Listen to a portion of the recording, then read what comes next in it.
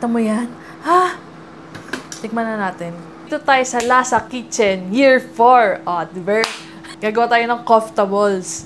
Ano ba yung koftables na yan? Sikat yan sa uncle mo. Sikat yun.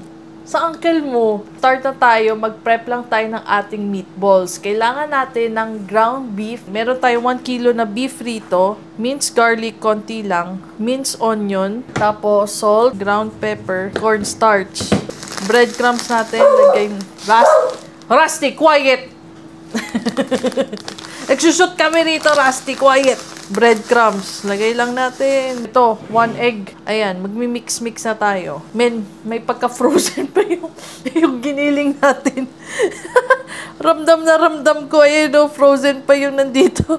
Ala, lamig na. Namamanhid na yung kamay ko. Ito na yung cube cheese na pre-cut ko na. Cute pieces lang siya. Tapos na natin i-combine lahat ng ingredients natin. Itong measuring cup, 1/8 cup siya. Para even yung mga shape ng mga gagawin nating meatballs. Kuha tayo ng portion. Okay na siya, di ba? Kunin na natin to. Tapos, maglagay na tayo ng cheese sa gitna. Tapos, ibalutin natin. Bilugin na natin. Gawin lang to hanggang sa maubos ang ating meatballs. At tapos na natin bilugin ang ating meatballs. Ilalagay ko lang sa freezer for mga 1 hour or 30 minutes.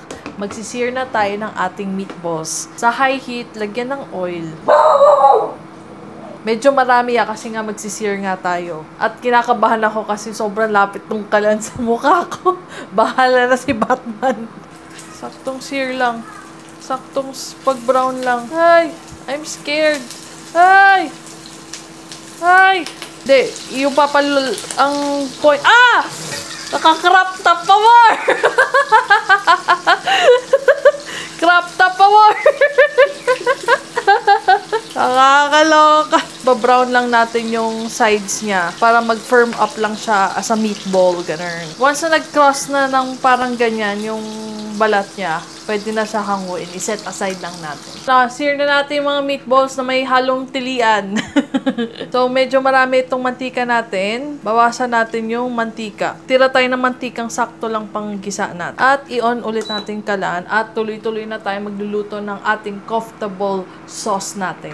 Mainit na itong kalan natin. So, ilagay na natin yung white onion, minced garlic. Ano lang tayo? Medium heat lang tayo. Kanina high heat tayo sa sear, diba? Medium heat lang to. Gisa-gisahin lang natin canned diced tomatoes. Mga 600 grams to na diced tomatoes. Half cup ng tomato paste. Brown na parts sa pan. I-scrape lang natin yan. Lagyan natin ng konting tubig. Pepper, curry powder, cumin powder. O, diba? Lagay na natin lahat. Chili powder. Saka red hot chili peppers. Halu-haluin lang natin.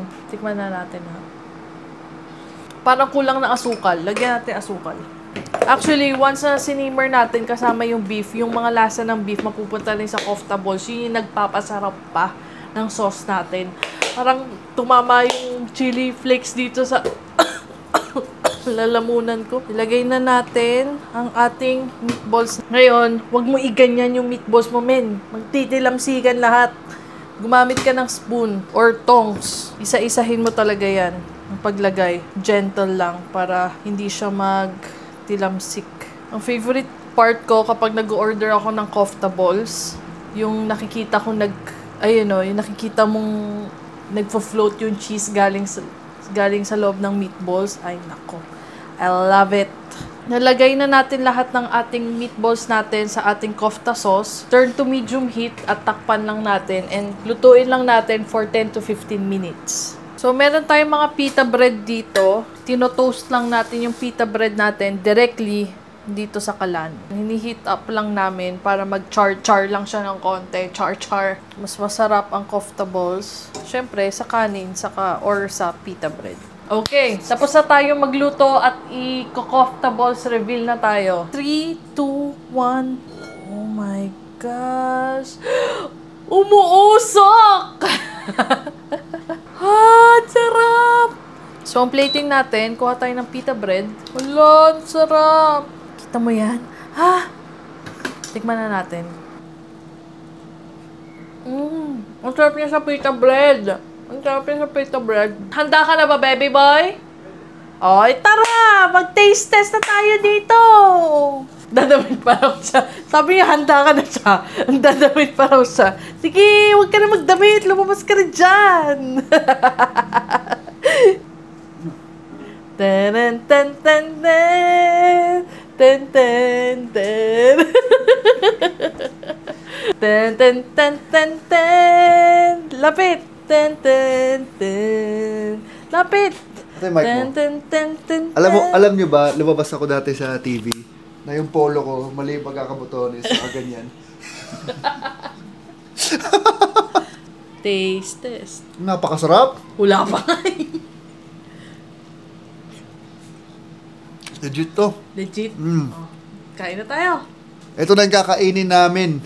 Kami nung mga nasa likod, nag-OJT, si Russell Gumpal at si Carlos Etcobanias. Koftables na may... Optable. Oh, Carlos, catch. Dunk!